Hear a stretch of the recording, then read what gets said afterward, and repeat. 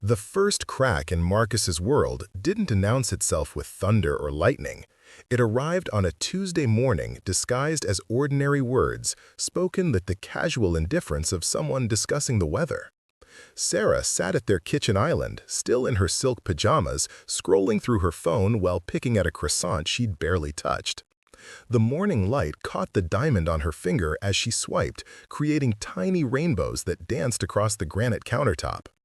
Before we jump back in, tell us where you're tuning in from, and if this story touches you, make sure you're subscribed, because tomorrow I've saved something extra special for you. Marcus had leaned over to kiss her forehead, a ritual as automatic as breathing after 8 years of marriage. But she pulled back slightly, not dramatically, just enough to create space between them. "I'm not in the mood for affection," she said, her eyes never leaving the screen. The words hung in the air like smoke from a snuffed candle, acrid and lingering. Something inside Marcus's chest tightened, a knot he couldn't name. He straightened slowly, his hand still hovering where her shoulder had been moments before. The smell of fresh coffee turned bitter in his nostrils, and suddenly the eggs Benedict he'd prepared with care looked unappetizing, the hollandaise sauce congealing into something that resembled his sudden loss of appetite. Marcus Chen had always prided himself on being observant. As a forensic accountant, his livelihood depended on noticing discrepancies, finding patterns where others saw chaos, detecting the subtle inconsistencies that revealed deeper truths. Numbers didn't lie to him the way people sometimes did. A misplaced decimal point, an unexplained expense, a gap in documentation. These things spoke to him in a language clearer than words. But somehow he'd missed the signs in his own home. Their penthouse apartment in downtown Seattle overlooked Elliott Bay, a space they'd designed together 3 years ago when his practice really took off and Sarah's marketing firm landed its first major tech client. Floor-to-ceiling windows framed the water view, and Sarah had insisted on an open concept design that made the space feel boundless. "No walls between us," she'd said then, laughing as she traced architectural plans with her manicured finger. Now, those same open spaces felt vast and empty, like a museum after closing time. Sarah worked from the home office they'd carved out of what was supposed to be their future nursery. The room had built-in bookshelves that Marcus had installed himself, spending weekends measuring and leveling, wanting everything perfect for her. She'd filled them with marketing textbooks, design magazines, and small succulents that somehow thrived under her care while everything else in their relationship seemed to be withering. The morning after her casual rejection, Marcus found himself standing in their kitchen at 5:30 a.m., an hour before his usual routine. He'd woken with the peculiar feeling that something fundamental had shifted, like when you realize you've been reading a book upside down and all the words suddenly rearrange themselves into clarity. He made coffee for 2, a habit so ingrained he could do it in his sleep. 2 tablespoons of the Ethiopian blend Sarah preferred, 1 sugar cube dissolved completely, a splash of oat milk swirled until it created those Instagram-worthy patterns she used to photograph. But as he set her mug next to the espresso machine, he realized he couldn't remember the last time she'd actually finished a cup he'd made for her. Sarah emerged from their bedroom wearing the charcoal blazer that made her look powerful and untouchable. Her dark hair was pulled back in the kind of effortless bun that actually took 20 minutes to perfect. She moved through their kitchen like she was navigating a hotel lobby, efficient and detached. "Coffee's ready," Marcus said, gesturing toward the mug. "Thanks, but I'll grab something on the way to work." She was already reaching for her purse, her movements sharp and purposeful. That new place on Pine Street makes it stronger. Stronger, as if his coffee, like everything else about him, had become insufficient. Marcus watched her go, noting the way she avoided looking directly at him, how she checked her phone while walking toward the elevator, how her heels clicked against their hardwood floors with the rhythm of someone eager to leave. The apartment felt different after the door closed behind her, not quieter exactly, but hollow, like an echo chamber missing its original sound. At work, Marcus threw himself into a case involving embezzled funds from a nonprofit organization. The numbers told a story of small betrayals accumulating over time, tiny amounts skimmed so gradually that the theft had gone unnoticed for 2 years. The perpetrator had been careful, methodical, taking just enough to avoid detection but not enough to satisfy their growing appetites. He found himself thinking about appetites more often lately. That evening, Sarah came home carrying takeout bags from Toulouse Petite, the Creole restaurant where they'd had their first date. The irony wasn't lost on him. She set the containers on their dining table without ceremony, already reaching for her laptop. "Thought you might be hungry," she said, but her attention was focused on her screen, fingers flying across the keyboard with practiced precision. Marcus opened his container to find jambalaya, his favorite dish from that restaurant. The gesture felt both thoughtful and impersonal, like she'd remembered his preferences while forgetting his presence. He took a bite, but the complex flavors that usually made his mouth water tasted flat, overshadowed by the metallic tang of unspoken questions. "How was your day?" he asked, the kind of question married couples ask without thinking. "Busy. The Henderson account is being difficult about the campaign direction." Her response was automatic, the kind of surface-level sharing that filled space without creating connection. Marcus wanted to ask about the difficulty, to engage with the details of her professional frustrations the way he used to, but something in her posture discouraged deeper inquiry. She sat across from him at their dining table, but she might as well have been in another city. They ate in relative silence, the only sounds coming from her keyboard and the distant hum of Seattle traffic 40 floors below. Marcus found himself studying her face in the glow of her laptop screen, searching for traces of the woman who used to tell him elaborate stories about her day, complete with character voices for difficult clients and exaggerated reenactments of office drama. "Do you want to watch something after dinner?" he asked, though he already knew her answer. "I have some work to finish up." She didn't look up from her screen. "You go ahead." Marcus nodded and cleared their plates, scraping most of his jambalaya into the garbage disposal. His appetite had disappeared somewhere between her distracted greeting and her polite dismissal, leaving him hollow in a way that food couldn't fix. Later that evening, he sat alone in their living room, a book open in his lap that he wasn't really reading. Through the wall, he could hear the soft clicking of Sarah's keyboard, punctuated occasionally by phone calls that she took in lowered voices. He strained to hear without meaning to, catching fragments of conversations about target demographics and conversion rates, the language of her professional world that had once fascinated him but now felt like code he wasn't meant to crack. Preparing and narrating this story took us a lot of time, so if you are enjoying it, subscribe to our channel. It means a lot to us. Now, back to the story. Around 11, the typing stopped. Sarah emerged from the office, already in her pajamas, hair loose around her shoulders in the way that used to make his heart skip. She moved through their living room like he was furniture, offering a brief good night before disappearing into their bedroom. Marcus sat in the gathering darkness, city lights painting geometric patterns on their walls, and tried to remember when exactly she'd stopped saying good night like she meant it. The pattern established itself over the following weeks with the precision of a Swiss timepiece. Sarah would wake early, moving through their morning routine with the efficiency of someone following a checklist. She'd dress for success, grab coffee from somewhere else, and leave with barely a glance in his direction. Evenings brought takeout or hastily prepared meals eaten in parallel rather than together, followed by her retreat into the office and his solitary vigil in the living room. Marcus began documenting these interactions in his mind the way he might track financial discrepancies, noting the small changes that painted a picture of gradual withdrawal. She'd stopped asking about his cases, stopped sharing details about her clients, stopped reaching for his hand during movies they no longer watched together. More troubling were the new habits he couldn't explain. The way she'd shower immediately after coming home, even on days when she'd worked from the office. The attention she paid to her appearance on supposedly routine grocery runs. The phone calls she'd take in the other room, her voice animated in ways he rarely heard anymore. One Thursday evening, Marcus came home to find Sarah cooking, actually cooking, something she hadn't done in months. The kitchen smelled like garlic and rosemary, scents that should have felt welcoming but instead struck him as suspicious. She wore the red dress he'd bought her for their anniversary, the one that hugged her curves and made her feel confident. "What's the occasion?" he asked, setting his briefcase down carefully. Can't I just make dinner for my husband?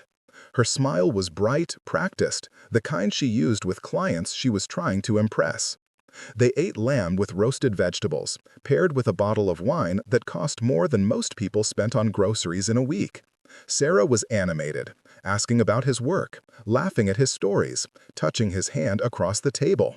It should have felt like a return to normalcy, but something underneath it all felt scripted, like she was performing the role of loving wife for an audience he couldn't see. After dinner, she suggested they take a bath together, something they hadn't done since the early days of their marriage. Marcus followed her to their master bathroom, where she'd lit candles and drawn water that smelled like lavender.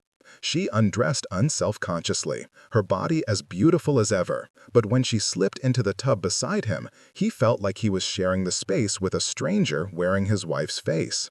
They made love that night for the first time in weeks, and it was technically perfect.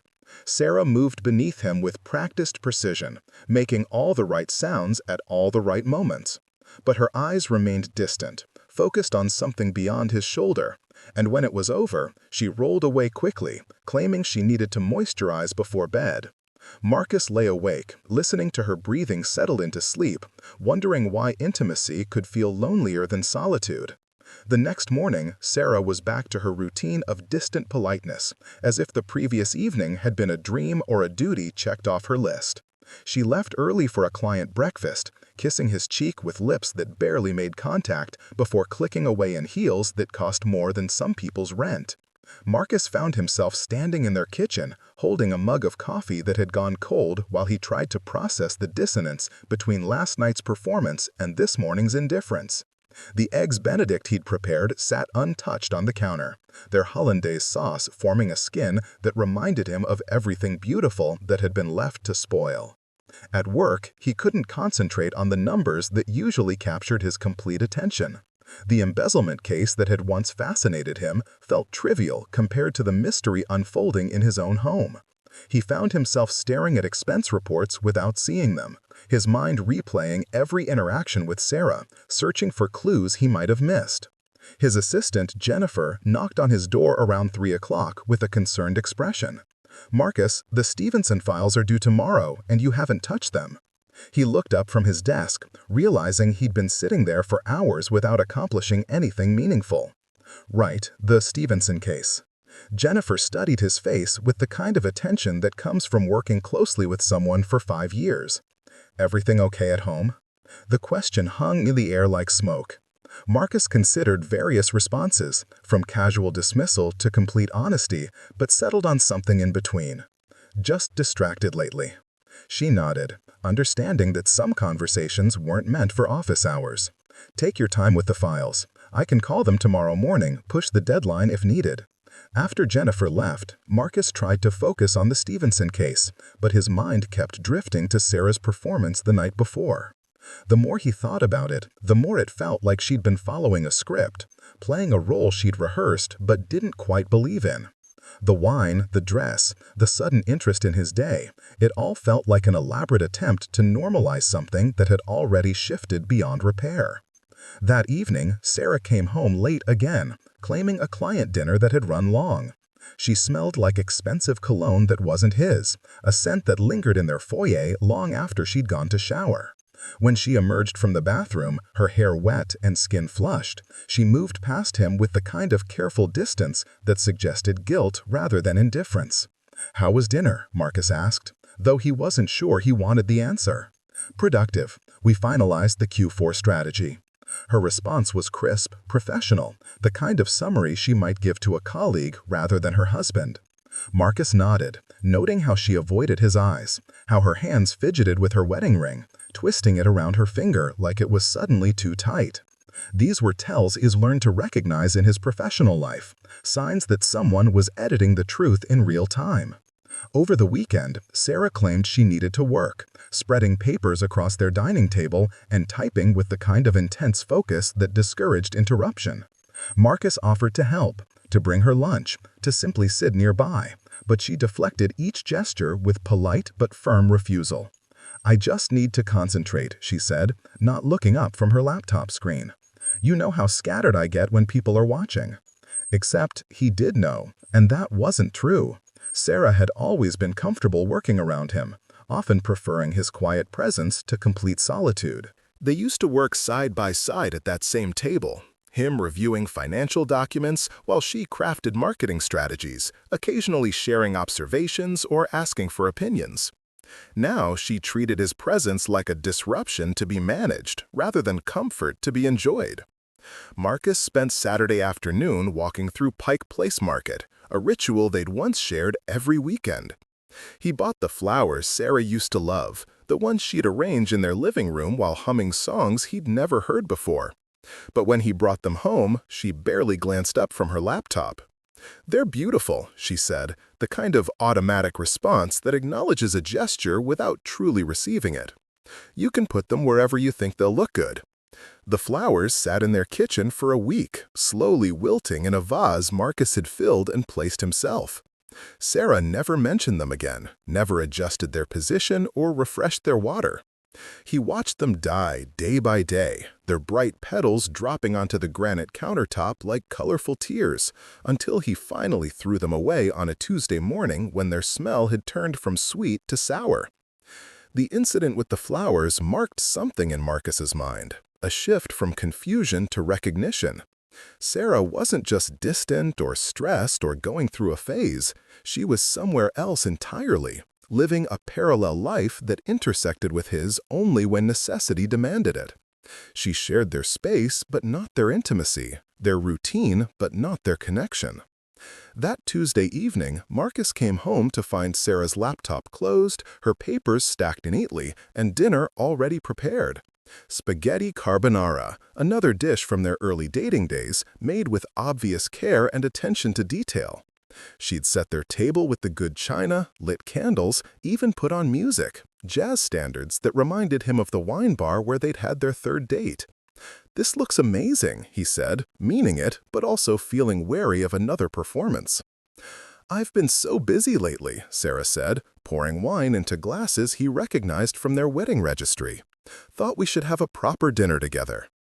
They talked about safe topics, work, the weather, a documentary they'd watched months ago that she suddenly wanted to discuss. Sarah was charming, engaging, asking follow-up questions and laughing at his attempts at humor. But underneath her attentiveness, Marcus detected the same rehearsed quality he'd noticed before, like she was following relationship advice she'd read online. After dinner, she suggested they take a walk around their neighborhood, something they hadn't done together in months. They strolled through the streets of Belltown, past restaurants and galleries and the kind of urban scenery that had attracted them to the area. Sarah linked her arm through his, a gesture that should have felt natural but somehow didn't. "Remember when we first moved here?" she asked, stopping in front of a wine bar they used to frequent. "We thought we'd become regulars at every place within walking distance." Marcus remembered, but he also remembered that they'd actually followed through on that plan for about 6 months before Sarah started working longer hours and their evening walks became increasingly rare. Now her nostalgic tone felt like she was talking about someone else's memories, borrowed from a life she'd observed rather than lived. They walked for another 20 minutes, Sarah maintaining a steady stream of conversation that touched on everything except the growing distance between them. When they returned home, she immediately excused herself to shower, emerging in pajamas that signaled the end of their evening together. Marcus sat in their living room after she'd gone to bed, surrounded by the remnants of her effort to recreate intimacy they no longer possessed. The wine glasses still held traces of Barolo, the candles had burned down to small pools of wax, and the jazz music continued playing to an empty room.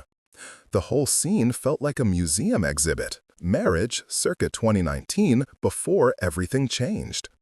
He found himself thinking about the embezzlement case again, how the perpetrator had covered their tracks by occasionally making legitimate deposits, creating the appearance of normalcy while steadily draining the accounts. Sarah's sudden romantic gestures felt similar, strategic moves designed to maintain the illusion of a healthy marriage while something essential was being quietly extracted. The next morning, Sarah was gone before Marcus woke up, leaving only a note on the kitchen counter. "Early meeting with Henderson. Don't wait up tonight. Probably another late one. XS." The X felt particularly hollow, a symbol standing in for affection that no longer existed naturally. Marcus made coffee for one, ate toast that tasted like cardboard, and drove to work through Seattle traffic that seemed to mirror his mood, slow, frustrating, and going nowhere meaningful. At his office, he threw himself into the Stevenson case with renewed focus, finding comfort in numbers that added up correctly, in patterns that made logical sense, in problems that could be solved through careful analysis and systematic investigation.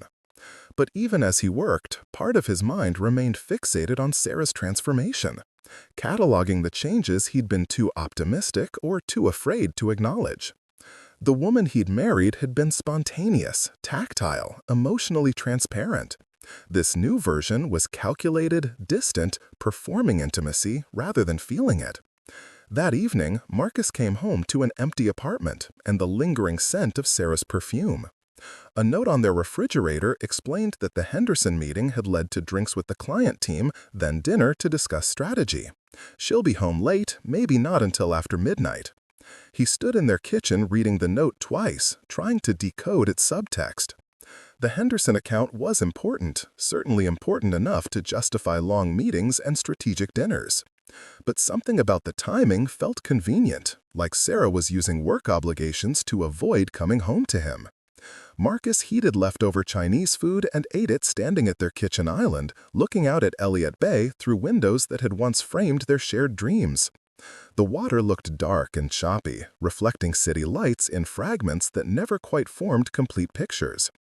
He thought about calling Sarah, just to check in, but stopped himself. If she was really in a business dinner, his call would be an unwelcome interruption. If she wasn't, he didn't want to know what he might be interrupting instead. Around 11:30, he heard Sarah's key in the lock, followed by the careful sounds of someone trying not to make noise. She moved through their apartment like a guest who didn't want to wake the hosts, her heels clicking softly against the hardwood before disappearing as she presumably removed them by the front door. Marcus pretended to be asleep when she slipped into their bedroom, but he felt the mattress dip as she settled on her side, as far from his body as their king-sized bed would allow. She smelled different again, not just from different cologne, but from an energy that seemed foreign, like she'd spent her evening in a completely different world from the one they'd built together. In the darkness, listening to Sarah's breathing gradually slow into sleep, Marcus finally allowed himself to acknowledge what his forensic mind had been trying to tell him for weeks. The evidence was mounting, the pattern becoming clear. And like every financial investigation he'd ever conducted, the truth was hiding in plain sight, waiting for someone brave enough to see it. But unlike his professional cases, where discovering the truth led to resolution and justice, Marcus suspected that uncovering what Sarah was hiding would only confirm what he already knew. Their marriage had become another elaborate fraud, sustained by careful deception and mutual pretense, with both parties complicit in maintaining a fiction that benefited no one. As he lay there in their bed, surrounded by the expensive sheets and luxury pillows that had once symbolized their success and commitment, Marcus realized that he'd lost more than his wife's affection.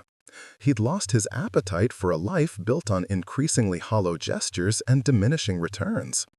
The question now was whether he had the courage to audit his own marriage with the same ruthless precision he brought to his professional investigations, knowing that the findings might destroy the last vestiges of hope he'd been carefully preserving.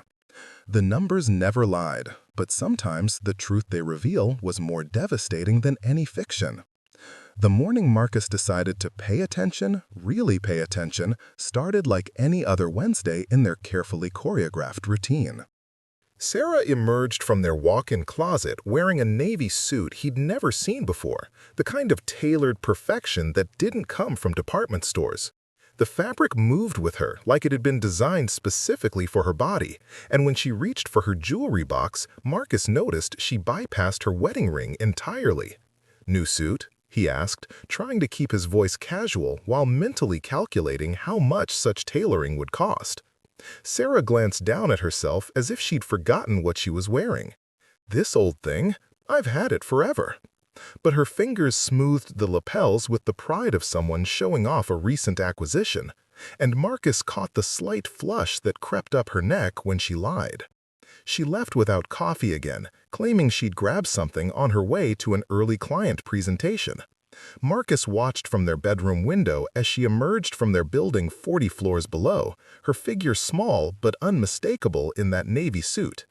Instead of turning left toward her office, she turned right, toward the financial district where her company had no business dealings that he knew of. At his office, Marcus found himself unable to concentrate on the quarterly audit he'd been preparing for weeks. The spreadsheets that usually captured his complete attention felt meaningless compared to the growing database of inconsistencies he was compiling about his wife's behavior. He started a new document on his computer, not consciously planning to investigate his own marriage, but unable to stop himself from organizing the evidence his mind had been collecting. Sarah's changes weren't random or chaotic. They followed patterns, the kind of systematic shifts that suggested planning rather than spontaneous evolution. New clothes appeared in her wardrobe without explanation. Her phone habits had transformed from casual usage to constant vigilance, the device never leaving her side, always face down, protected by passwords she'd never needed before. Her schedule had become increasingly unpredictable, filled with client dinners and strategy sessions that seemed to require unusual hours. Marcus closed the document without saving it, disturbed by how easily he'd slipped into investigative mode regarding his own wife. But the questions continued circling in his mind like water around a drain, persistent and increasingly urgent. That evening, Sarah came home carrying groceries and wearing the kind of radiant exhaustion that suggested she'd had an exceptionally good day. Her skin glowed with the kind of satisfaction Marcus hadn't seen in months, and she moved through their kitchen with energy that reminded him of how she used to be when they first met. "Thought I'd make that risotto you love," she announced, unpacking ingredients with theatrical flourish. "The one with the wild mushrooms and truffle oil." Marcus watched her work, noting how she hummed while she cooked, how she danced slightly to music only she could hear, how she seemed to be celebrating something she couldn't or wouldn't share. The risotto was perfect, creamy and rich, paired with a bottle of champagne that cost more than most people spent on groceries in a month. "What are we celebrating?" Marcus asked, accepting the glass she offered him. Sarah's smile was brilliant, almost blinding. "Do we need a reason to celebrate being alive, being together, being us?" But her eyes didn't quite meet his when she said us, and Marcus noted how quickly she moved away when he tried to touch her hand. They ate the expensive meal while Sarah chattered about everything except what had actually made her so happy, and Marcus found himself analyzing her performance like he might examine cooked books, looking for the truth hidden beneath layers of careful presentation. After dinner, Sarah excused herself to take a bath, claiming she needed to relax after a stressful day. The contradiction between her celebration and her stated stress level wasn't lost on Marcus, but he didn't comment. Instead, he cleaned up from dinner, noting that Sarah had barely touched her champagne despite being the one who'd opened it. While Sarah soaked in their oversized tub, Marcus found himself drawn to her purse, which she'd left on their kitchen counter. He'd never been the type of husband who snooped through his wife's belongings, but something about her behavior that evening had triggered every instinct he'd developed through years of forensic investigation. Her purse contained the usual items: wallet, keys, makeup, breath mints. But tucked into a side pocket, he found a receipt from a restaurant he didn't recognize, dated that afternoon, for 2 meals and a bottle of wine. The total was substantial, the kind of lunch that suggested either a very important business meeting or a very personal celebration. Marcus memorized the restaurant's name and carefully returned the receipt to its pocket, his hand steadier than his heartbeat.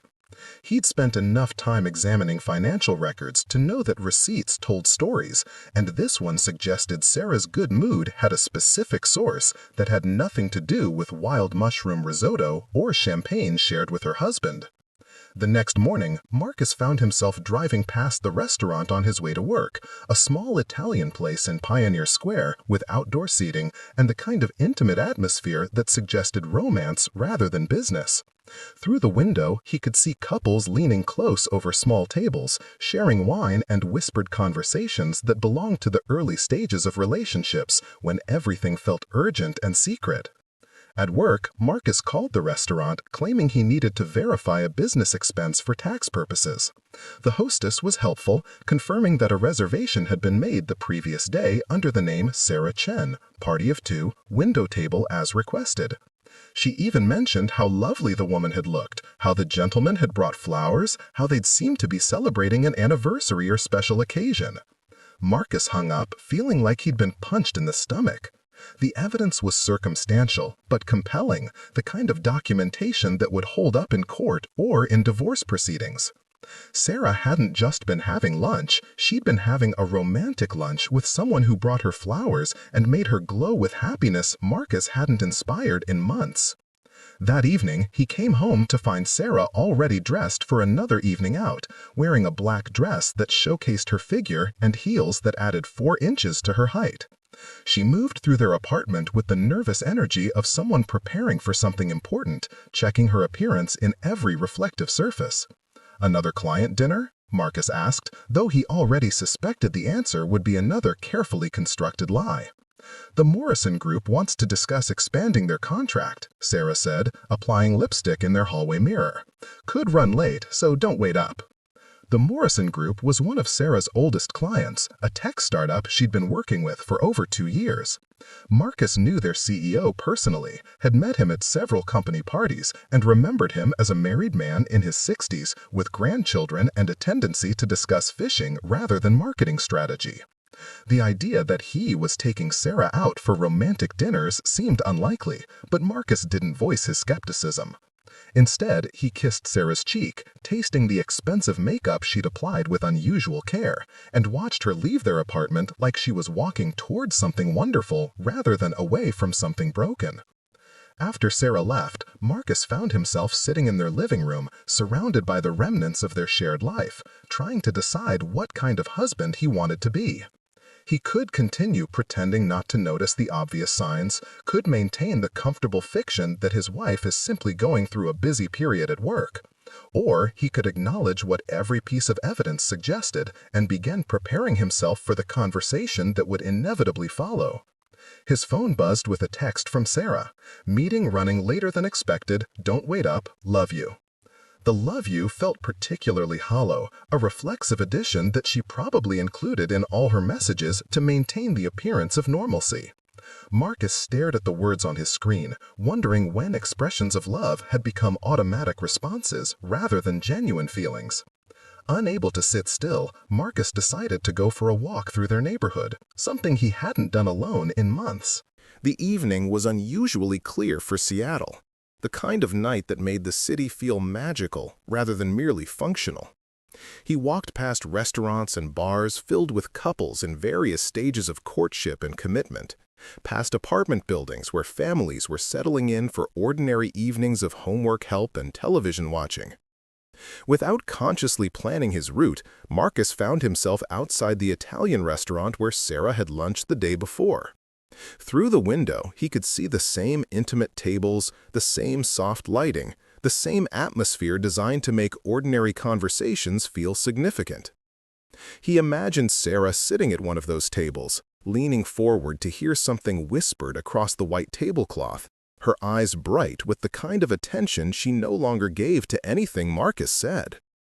The image was so vivid it made his chest ache, not with jealousy exactly, but with the peculiar grief that comes from recognizing something beautiful that you've lost without noticing when it disappeared.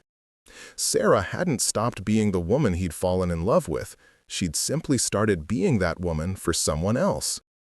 Marcus walked home through streets that felt different now, as if the revelation of Sarah's deception had changed the fundamental geography of their shared world. Their building looked the same, their apartment was exactly as he'd left it, but something essential had shifted, like furniture that had been moved just slightly out of place. He spent the evening reading, or trying to read, a novel Sarah had recommended months ago that he'd never gotten around to starting. The words swam on the page, unable to compete with the story unfolding in his own life, the mystery that was no longer mysterious but still needed to be solved. Sarah came home after midnight, moving through their apartment with the careful quiet of someone trying not to disturb a sleeping household. Marcus heard her in the bathroom, running water, brushing her teeth, going through the rituals of someone washing away evidence of an evening that couldn't be shared. When she slipped into bed beside him, Sarah smelled like wine and cologne and something else Marcus couldn't identify, something that reminded her of happiness observed from a distance. She settled on her side of their bed, as far from his body as the mattress allowed, and within minutes her breathing had settled into the rhythm of someone whose conscience was clear or whose exhaustion was stronger than guilt.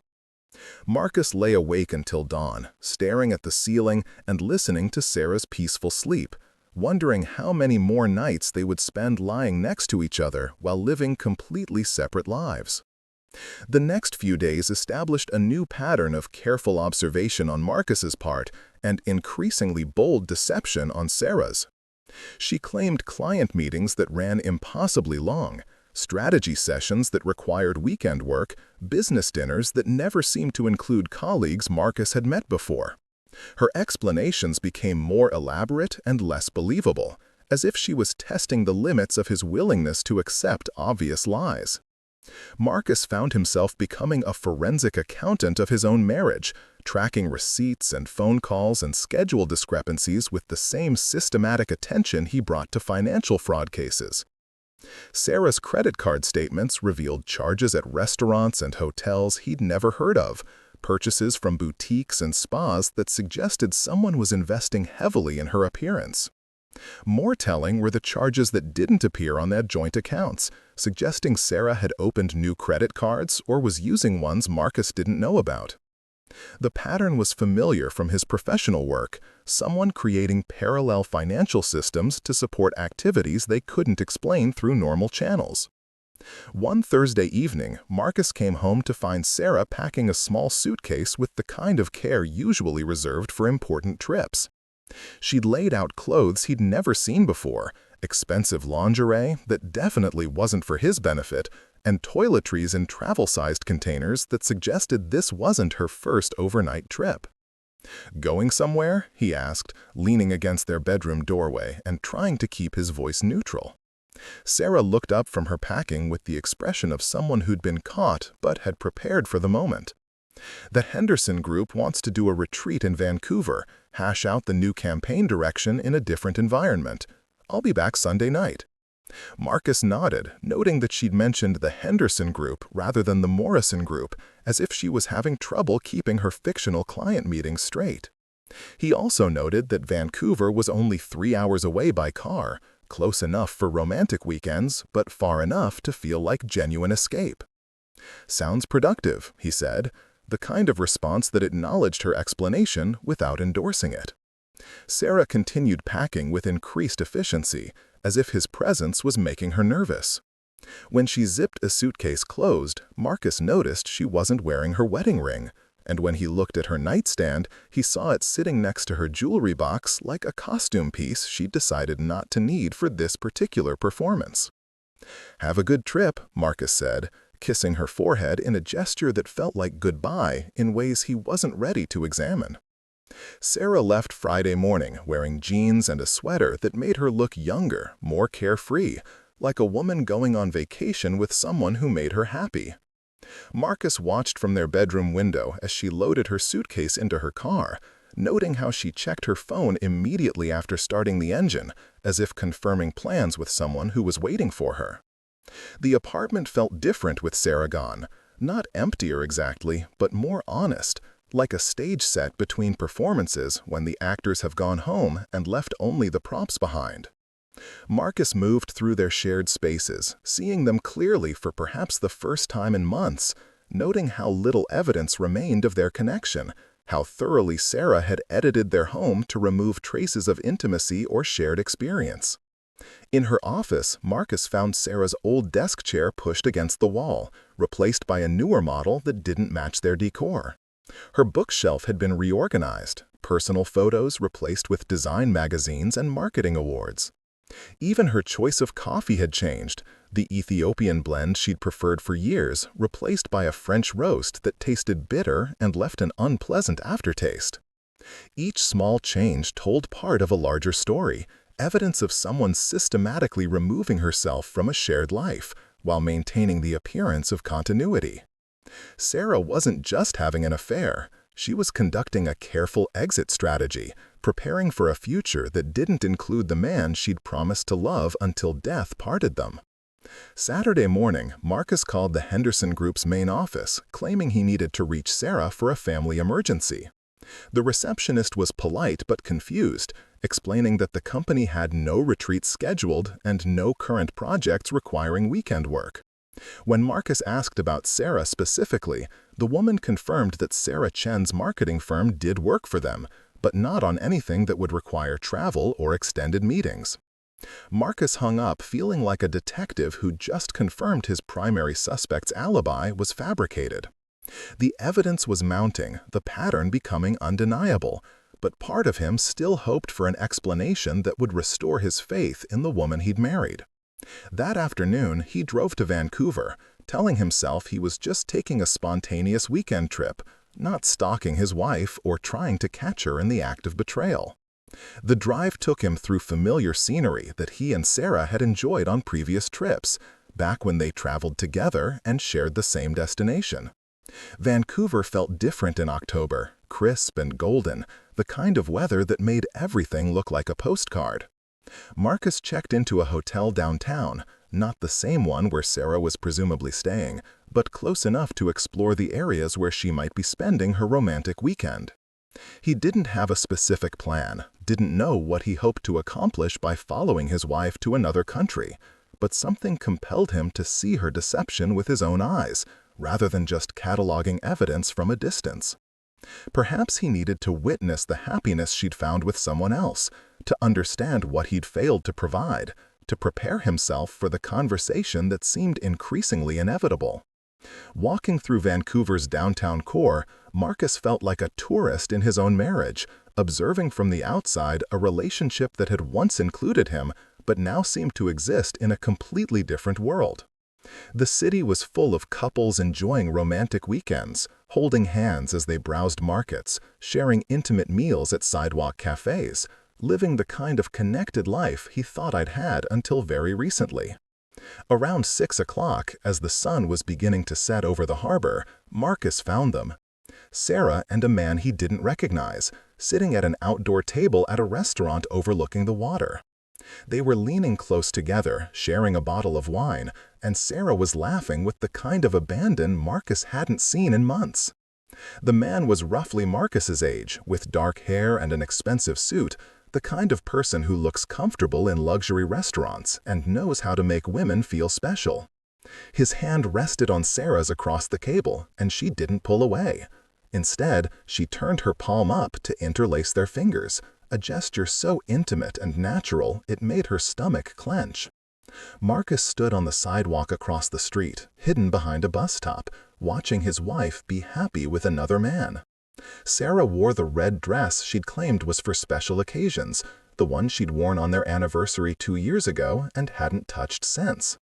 Her hair was loose around her shoulders, and she moved with the fluid grace of someone who felt beautiful and desired.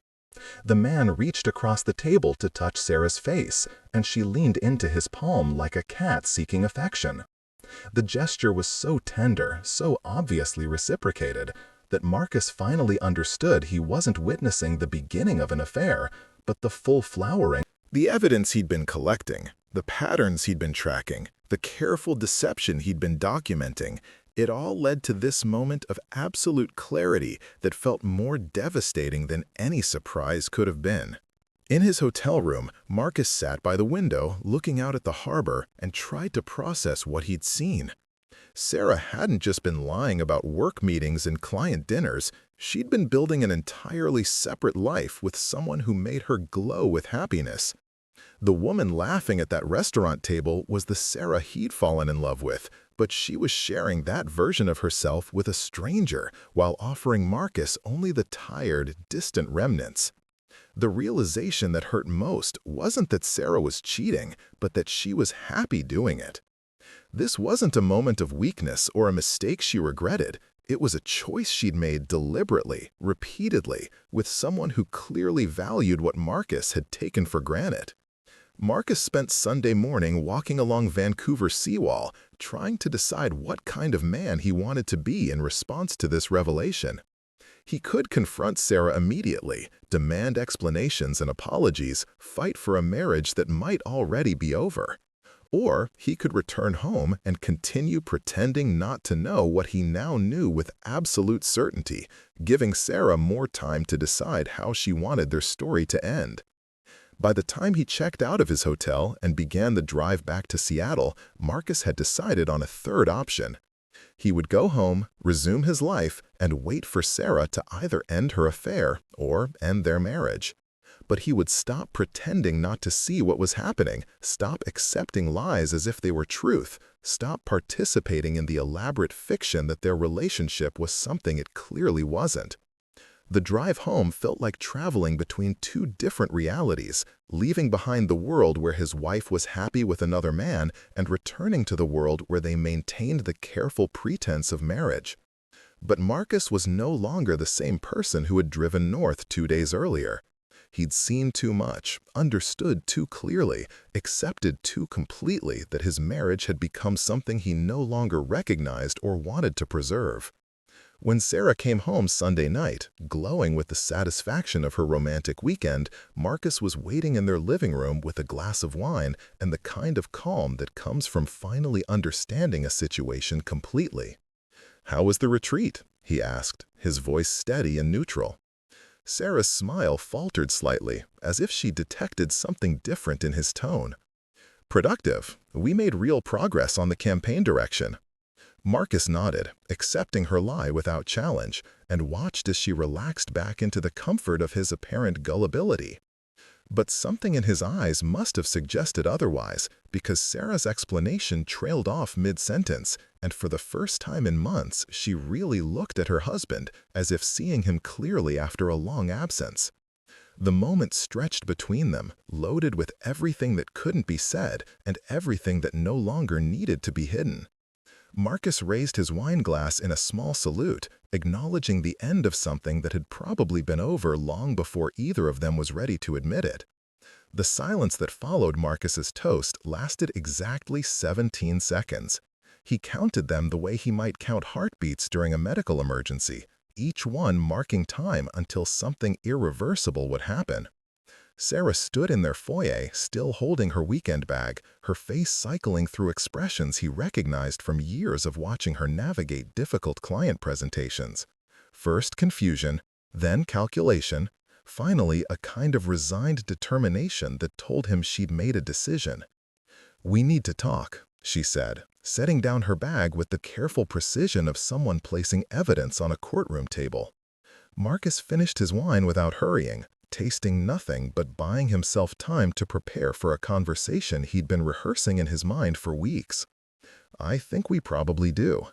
Sarah moved to the kitchen, pouring herself a glass of water instead of wine, a choice that suggested she wanted to maintain control rather than seek courage. She leaned against their granite countertop, the same spot where she'd rejected his morning kiss what felt like a lifetime ago, and looked at her husband with the kind of clinical assessment he'd seen her use when evaluating marketing campaigns that weren't performing. "How long have you known?" she asked. The question confirmed what Marcus had suspected during that loaded moment in their living room. Sarah wasn't going to deny or deflect or offer elaborate explanations. She was going to treat this like a business negotiation, direct and transactional, which somehow felt both refreshing and devastating. "Known what, specifically?" Marcus asked. Not to be cruel, but because he wanted to understand exactly what she was prepared to admit. Sarah's mouth twitched with something that might have been amusement or irritation. "Don't make me spell it out, Marcus. We're both too smart for that game." He nodded, conceding the point. "I started paying attention about 6 weeks ago. Started really understanding about 3 weeks ago. Confirmed it this weekend." Vancouver. She didn't make it a question. Vancouver. Sarah absorbed this information the way she might process market research data, filing it away for strategic use later. "Did you follow me, or was it coincidence?" "I followed you." Marcus saw no point in softening the truth. I called Henderson Group on Saturday. They have no retreats scheduled, no weekend projects, no work that would require you to travel. So you became suspicious and decided to investigate your own wife? Sarah's tone carried no accusation, just professional interest, as if she was curious about his methodology rather than hurt by his lack of trust. I became suspicious and decided to stop ignoring obvious evidence. Marcus moved to the kitchen island, maintaining distance between them but staying in the same space. A forensic accountant notices patterns, Sarah.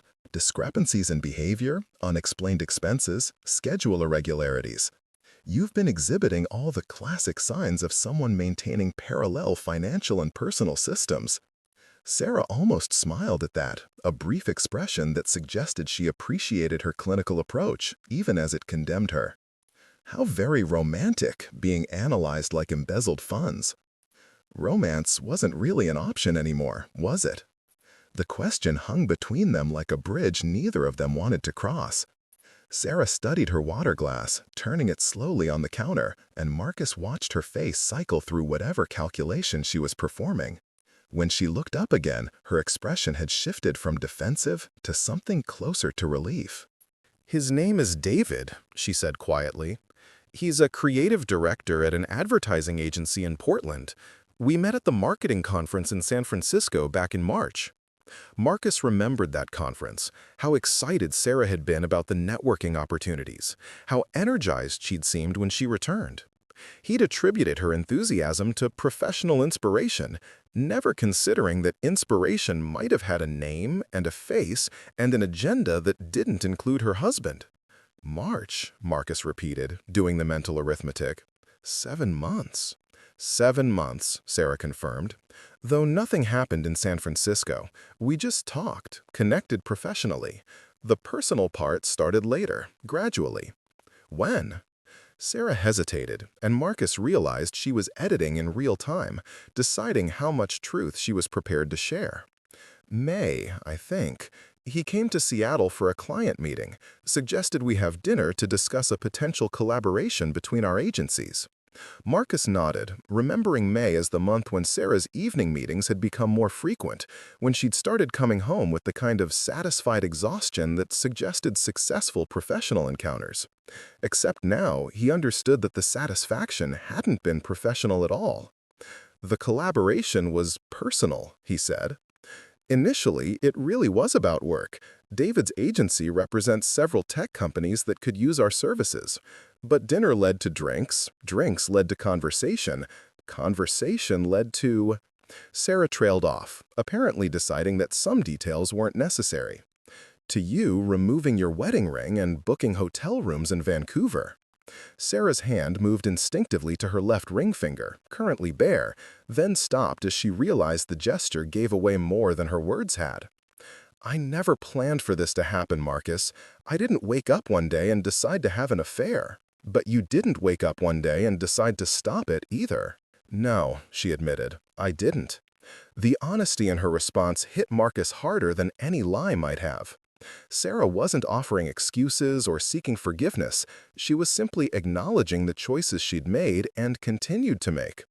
There was something almost refreshing about her directness, even as it confirmed the death of everything he'd thought they'd built together. "Are you in love with him?" Marcus asked, surprised by how steady his voice sounded. Sarah's pause lasted long enough for Marcus to know the answer before she spoke. "Yes." The words settled between them like a stone, dropped into still water, creating ripples that would eventually reach every corner of their shared life. Marcus felt something inside his chest release, not break exactly, but let go of tension he'd been carrying without realizing it. The truth, however painful, felt cleaner than the careful deceptions they'd been maintaining. "And us?" he asked. "What are we now?" Sarah set down her water glass and looked directly at her husband for what felt like the first time in months. "I think we've been over for a while, Marcus.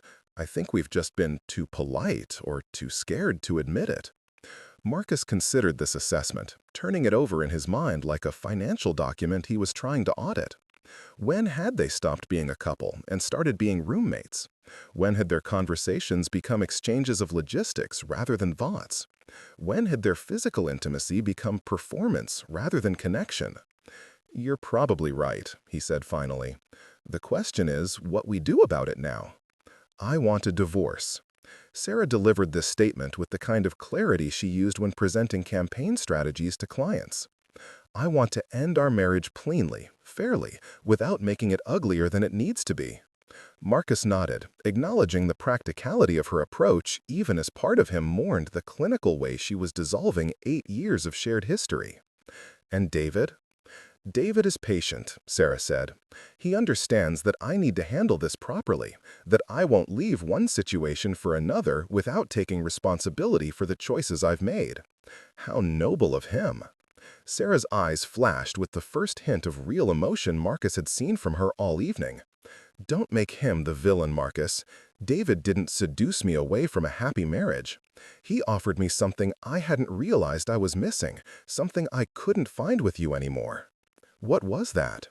Sarah paused, and Marcus could see her weighing her words, deciding how much truth their relationship could handle in its final moments. "Excitement," she said finally. "The feeling that someone was genuinely interested in what I had to say, in who I was becoming, rather than who I'd always been. David sees possibilities in me that you stopped seeing years ago." The accusation stung because it carried the weight of truth. Marcus realized he had stopped seeing Sarah as someone who was growing and changing, had started treating her as a fixed element in his life, rather than a person with evolving dreams and ambitions. He'd loved the woman she'd been when they got married, and had somehow failed to notice or appreciate the woman she was becoming. "I'm sorry," he said, meaning it. "I'm sorry I stopped paying attention to who you were becoming." Sarah's expression softened slightly, the first crack in her professional composure. "I'm sorry. I found someone else's attention instead of asking for yours." They stood in their kitchen, surrounded by the expensive appliances and carefully chosen design elements that had once represented their shared future, acknowledging the ways they'd both failed their marriage. The conversation felt like a post-mortem, clinical and necessary, but ultimately focused on understanding what had died rather than attempting to revive it. "How do you want to handle the practical aspects?" Marcus asked, slipping into the kind of problem-solving mode that had always been his default response to crisis. "I've already spoken to a lawyer," Sarah admitted. "Just preliminary conversations about how to structure things fairly. I don't want to take anything that isn't rightfully mine, and I don't want this to become a battle over money or property." Marcus felt a flash of something that might have been anger or admiration. Sarah had been planning this conversation, this dissolution, with the same strategic thinking she brought to her professional work. While he'd been hoping their problems might resolve themselves, she'd been consulting legal counsel and preparing for the future she wanted. "What about the apartment?" "I think you should keep it," Sarah said. "You chose the neighborhood, you handle the finances, you're more attached to the space than I am. I'll find something smaller, more suitable for one person. And your business?" "My clients, my responsibility.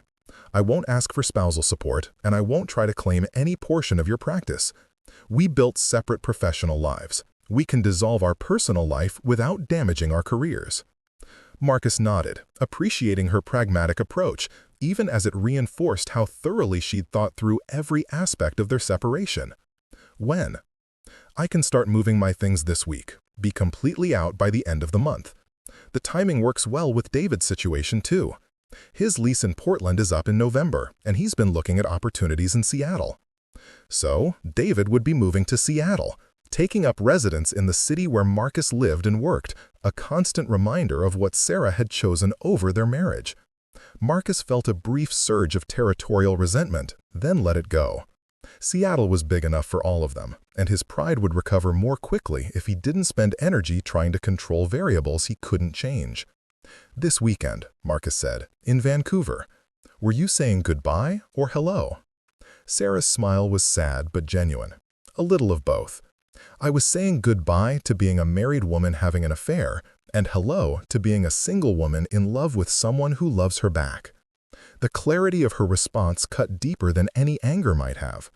Sarah had found something with David that she'd lost with Marcus, and she was moving toward it with the kind of determination that left no room for doubt or second-guessing. Marcus realized he respected her decisiveness, even as it ended his marriage. "I won't contest the divorce," he said. "I won't make this harder than it needs to be." "Thank you." Sarah's relief was visible, her shoulders releasing tension she'd apparently been carrying for months. "I know this isn't easy for you, Marcus. I know I've handled things badly, that I should have been honest about my feelings before acting on them." Would it have changed anything? Sarah considered the question seriously. "I don't know. Maybe we could have tried counseling, worked on whatever was broken between us. But honestly, I think we'd been drifting apart for so long that by the time I met David, I was already looking for an exit rather than a repair." Marcus absorbed this assessment, recognizing its accuracy even as it stung. Their marriage hadn't been destroyed by Sarah's affair. It had been slowly dissolving for months or maybe years before David appeared. Sarah's infidelity was a symptom of their disconnection, not the cause of it. "Will you stay tonight?" Marcus asked. Not because he wanted to prolong their cohabitation, but because the alternative seemed artificially dramatic. "If that's okay with you. I have meetings tomorrow, and it seems easier than finding a hotel room at the last minute." "Of course."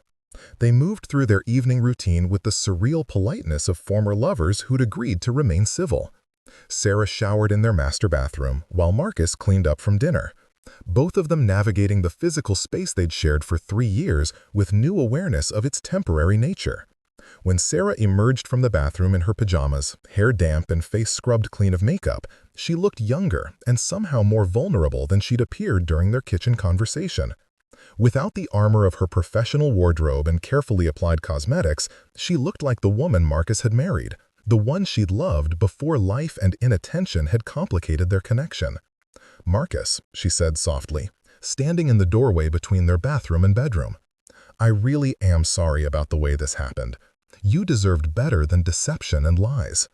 "We both deserved better than what we'd become," Marcus replied, meaning it. Sarah nodded and moved to her side of their bed, settling under covers they'd shared for thousands of nights but would share no longer. Marcus joined her, maintaining careful distance, both of them aware that this physical proximity would soon be a memory rather than a routine. They lay in darkness, listening to the familiar sounds of their neighborhood, the distant hum of traffic and the occasional siren, the urban lullaby that had become the soundtrack to their marriage. Marcus found himself cataloging these final moments, not from nostalgia, but from the same methodical instinct that made him effective at his job. Tomorrow would begin the process of untangling their shared life, and he wanted to remember what it had felt like before it became a series of legal documents and logistical arrangements. "Marcus." Sarah's voice was barely audible in the darkness. "Yeah? Do you hate me?" The question surprised him with its vulnerability, so different from the composed woman who'd discussed divorce terms with businesslike efficiency. Marcus considered his feelings, taking inventory of his emotional response to the day's revelations. "No," he said finally. "I'm hurt, disappointed, maybe a little angry in how you handled things, but I don't hate you. I think I understand why you made the choices you did. I never wanted to hurt you. I know. I just wanted to be happy. I know that too." They didn't speak again that night, but Marcus felt some of the tension leave Sarah's body as she relaxed into sleep. He lay awake longer, processing not just the end of his marriage, but the strange relief that came with finally understanding what had been happening in his own life. The next morning, Sarah was gone before Marcus woke up, leaving only a note on the kitchen counter. "Thank you for listening last night. I'll call you later this week about the logistics. Take care of yourself. S." Marcus made coffee for one, ate toast that actually tasted like food rather than cardboard, and prepared for work with the odd sensation that his life was beginning rather than ending. The apartment felt different without Sarah's presence, but not empty exactly. More like a space that had been cleared for renovation, ready for something new to be built. At his office, Marcus found himself able to concentrate on the Stevenson case with focus he hadn't felt in months. The numbers made sense again, the patterns revealed themselves clearly, and he completed work that had been stalled for weeks. Jennifer noticed the change immediately. "You seem different today," she observed during their afternoon meeting. "More like yourself, if that makes sense." It did make sense. Marcus realized he'd been operating at partial capacity for months, distracted by the mystery of Sarah's transformation and his own inability to address their growing disconnection. Now that the mystery was solved and the disconnection acknowledged, his mind felt clear in ways he'd forgotten were possible. Sarah called on Wednesday to discuss the practical aspects of their separation. She spoke with the same professional courtesy she might use with a client, outlining timelines and responsibilities with efficient precision. She'd found a furnished apartment in Fremont, close to her office, available for immediate occupancy. She would move her essential items that weekend and arrange for movers to collect her furniture the following week. "What about the joint accounts?" Marcus asked. "I've opened my own checking and savings accounts," Sarah replied. "I'll transfer my portion of our shared funds and close the joint accounts once all the automatic payments are redirected. My lawyer says it's cleaner that way." Marcus appreciated her thoroughness, even as it underscored how completely she'd planned their dissolution. While he'd been hoping their problems might improve naturally, Sarah had been consulting attorneys and opening new bank accounts, preparing for the single life she'd decided she wanted. "The wedding gifts?" he asked. "The furniture we bought together?" "I've made a list of what I'd like to take, mostly things that were mine before we got married or items that have particular sentimental value for me. Everything else can stay with you, or we can sell it and split the proceeds, whatever you prefer." Her practical approach to dividing their shared possessions felt appropriate, but somehow sad, reducing years of accumulated memories to a logistical checklist. Marcus realized he didn't have strong emotional attachments to most of their furniture or wedding gifts anyway. The items that mattered to him were things Sarah probably wouldn't want: his books, his tools, the coffee maker he'd researched extensively before purchasing. "Keep whatever you want," he said. "I'm not attached to most of it." "Thank you, that makes things easier." They arranged for Sarah to collect her belongings while Marcus was at work, avoiding the awkwardness of sorting through their shared life in each other's presence. Marcus gave her the contact information for their building's freight elevator and asked Jennifer to be flexible about his schedule in case any issues arose. On Friday evening, Marcus came home to an apartment that looked like it had been edited by someone with excellent taste and no sentimentality. Sarah had taken exactly what she'd claimed she wanted, leaving behind a space that felt intentionally curated rather than randomly stripped. The rooms looked bigger somehow, less cluttered, as if removing Sarah's belongings had also removed visual noise Marcus hadn't realized was bothering him. She'd left a bottle of wine on the kitchen counter, with a note: "For your first evening in your new life, thank you for making this transition as gracefully as possible. S." Marcus opened the wine, a bottle from an Oregon vineyard they'd visited during their second year of marriage, and sat in his living room looking out at Elliott Bay. The view was the same, but his relationship to it had changed fundamentally. This was no longer a space he shared with someone else. It was his home, arranged according to his preferences, filled with only things that pleased or served him. The solitude felt different from the loneliness he'd experienced during the final months of his marriage. Then, he'd been alone despite sharing space with another person, isolated by Sarah's emotional absence and his own inability to bridge the growing distance between them. Now he was simply by himself, which felt honest rather than abandoned. Over the weekend, Marcus rearranged his furniture, not dramatically, but enough to make the space feel intentionally his rather than accidentally solo. He moved his favorite reading chair closer to the window, relocated his desk to take advantage of the morning light, created small changes that reflected his preferences rather than compromising with someone else's needs. He also started sleeping better, no longer listening unconsciously for Sarah's breathing or adjusting his position to accommodate her presence. The bed felt appropriately sized rather than wastefully large, and Marcus found himself waking refreshed rather than tired, as if his body had been holding tension he hadn't recognized until it was gone. On Monday, Marcus received a text from Sarah. "Moved in successfully. New place is small but perfect for me. Hope you're settling in well too." He replied, "Glad the move went smoothly. Apartment feels good. Best of luck in your new space." Their exchange was cordial but brief, the kind of communication between friendly acquaintances rather than former spouses. Marcus realized this was probably how their relationship would evolve: polite, distant, eventually fading into the kind of casual awareness that comes with shared history but no ongoing connection. The divorce proceedings moved forward with the same efficiency that had characterized their separation.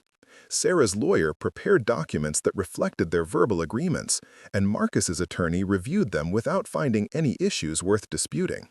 They were both successful professionals with separate careers and no children. There was little to argue about beyond who would keep which possessions and how to divide assets they'd accumulated together. Marcus found the legal process oddly satisfying, not because he enjoyed ending his marriage, but because it followed logical procedures and produced clear outcomes. Forms were filed, waiting periods observed, requirements met with systematic precision. Unlike the emotional ambiguity that had characterized the final months of their relationship, the divorce proceeded according to established rules with predictable results. 3 months after their kitchen conversation, Marcus received papers confirming that his marriage to Sarah Chen was officially dissolved. He reviewed the documents with the same attention he gave client files, noting the legal language that reduced 8 years of shared life to a few pages of formal declarations. The marriage that had begun with celebration and optimism concluded with signatures and filing fees, as mundane as closing a business account. That evening, Marcus opened another bottle of wine, not in celebration exactly, but in acknowledgement that one phase of his life had officially ended and another had begun. He sat in his apartment, now entirely his own, and tried to assess his emotional response to being officially single for the first time in nearly a decade. He felt relieved, primarily. The uncertainty and tension that had dominated the final year of his marriage were gone, replaced by the clarity that comes with resolved situations. He also felt curious about what he might become now that he wasn't half of a couple that had stopped functioning effectively.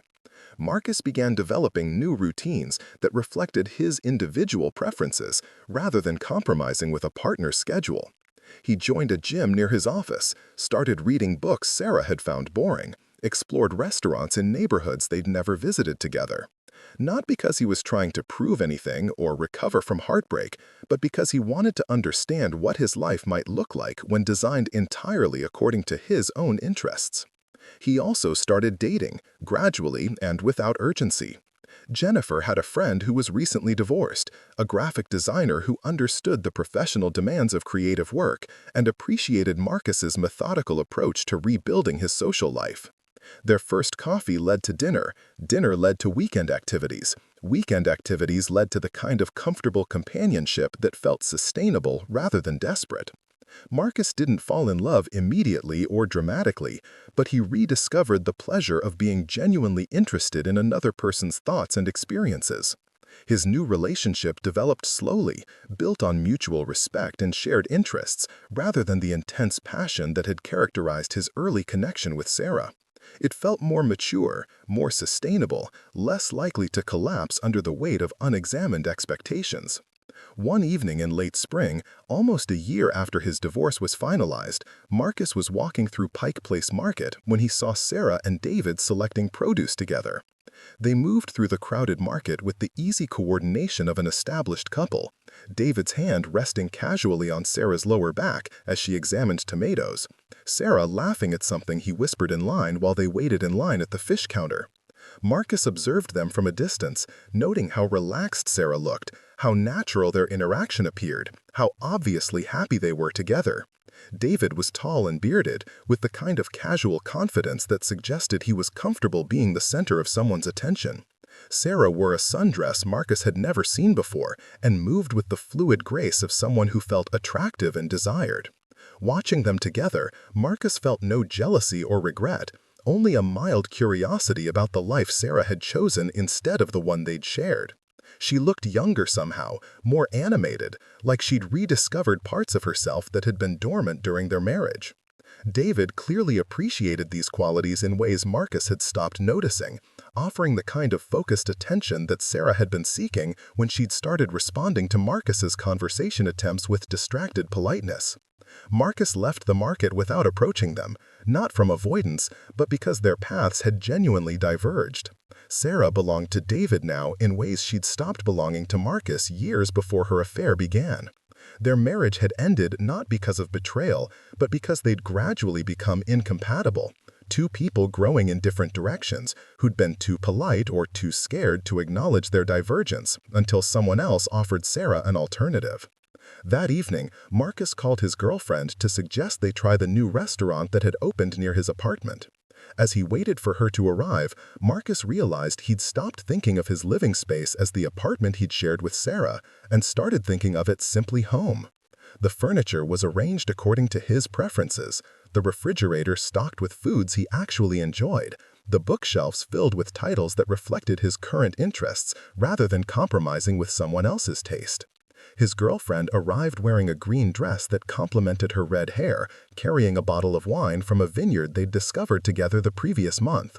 She kissed him hello with genuine affection, asked about his day with real interest, and settled into their evening together with the comfortable intimacy of two people who chose to be together rather than staying together from habit or obligation.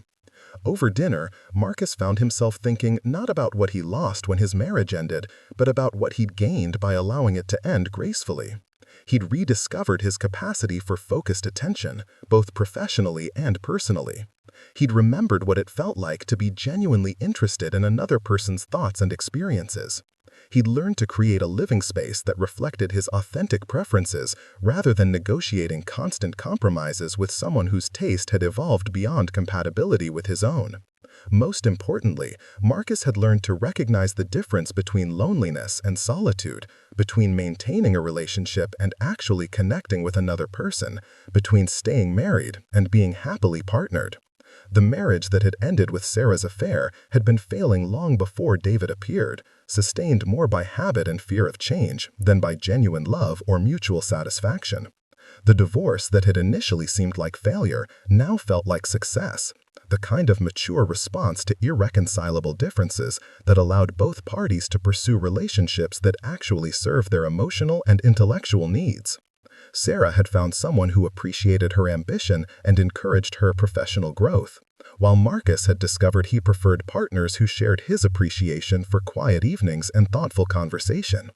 As Marcus walked home through Seattle streets that had witnessed both his marriage and his divorce, he realized he was grateful for all of it: the love he'd shared with Sarah during their good years, the clarity that emerged from their problems, the grace with which they managed their separation, and the new relationship he'd built on a more solid foundation of self-knowledge and realistic expectations. The apartment that had once felt too large for one person now felt exactly right, a space that reflected his individual taste while remaining open to the possibility of sharing it with someone who appreciated what he'd learned about creating a home rather than just occupying space. His life had contracted in some ways, expanded in others, and found a balance that felt sustainable rather than exciting but ultimately hollow. Up next, you've got two more standout stories right on your screen. If this one hit the mark, you won't want to pass these up. Just click and check them out.